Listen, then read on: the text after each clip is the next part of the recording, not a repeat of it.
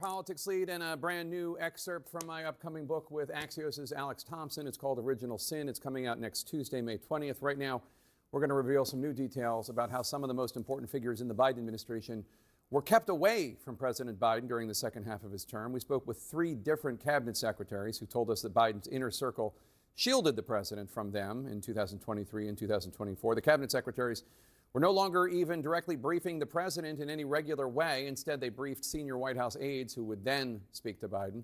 And in the rare instances these secretaries did see him, one cabinet secretary told me that Biden was, quote, disoriented and, quote, out of it, with other sources saying that in meetings Biden would, quote, occasionally be mumbling and not making much sense. Quote, the presidency requires someone who can perform at 2 a.m. during an emergency, we write in the book. Cabinet secretaries in his own administration told us that by 2024, he could not be relied upon for this. These new details coming on the heels of 2 excerpts released yesterday, one first in the New Yorker, revealing that President Biden did not recognize George Clooney at a 2024 fundraiser, despite personally knowing him for more than 15 years, and Clooney's international fame as a movie star, not to mention the fact he was headlining the fundraiser. The other excerpt, first published in Axios, detailing how aides were privately discussing putting Biden in a wheelchair for his potential second term because of his physical deterioration, and especially in case there was another fall. That's why I wanted to convene this cabinet meeting.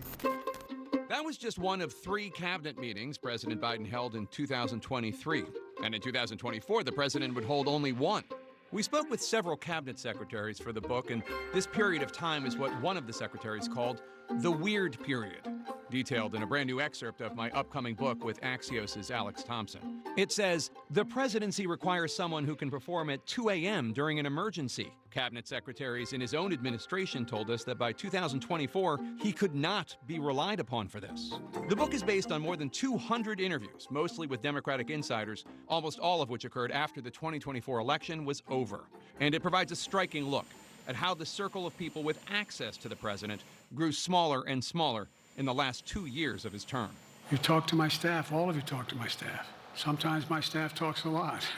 Shrinking so small that ultimately most cabinet secretaries were not included, people who Biden lauded for what they could bring to the country. It's a cabinet that's battle-tested, qualified, experienced, creative, innovative, and forward-looking. Despite the earlier praise, the 3rd cabinet secretary we spoke with told us that starting in 2023, quote, for months we didn't have access to him. There was clearly a deliberate strategy by the White House to have him meet with as few people as necessary.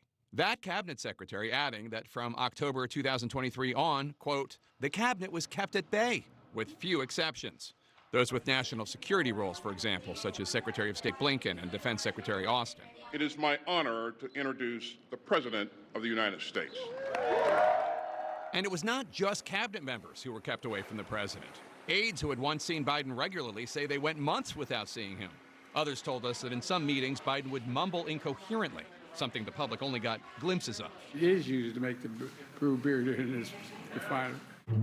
The first cabinet secretary we spoke with told us they thought at some point these restrictions were about control. Yes, the president is making the decisions, but if the inner circle is shaping them in such a way, is it really a decision? They told us. Are they leading him to something? The 3rd cabinet secretary told me they shielded him in every meeting. They always wanted to keep him happy. They would say, don't say that, don't tell him that. They always wanted to shield him from bad news. But at other times, it seemed the inner circle was doing everything they could to hide the extent to which Biden was diminished. During one rare meeting during that time, the 3rd cabinet secretary told me they were shocked by how the president was acting. He seemed, quote, disoriented and, quote, out of it. I don't think he has dementia, said cabinet secretary number 2. But the thing is, he's an old man. The president can give you 4 to 6 good hours a day. When he got tired, sloppy isn't the right word, but his guard was down. The 3rd cabinet secretary later reminisced, quote, the staff did him wrong. If you were with him every day and you knew this was a problem, why didn't you go to him and say something? As for the 2nd cabinet secretary, if he had asked me, they said, I would have told him, do 1 term and you're done, to preserve your legacy.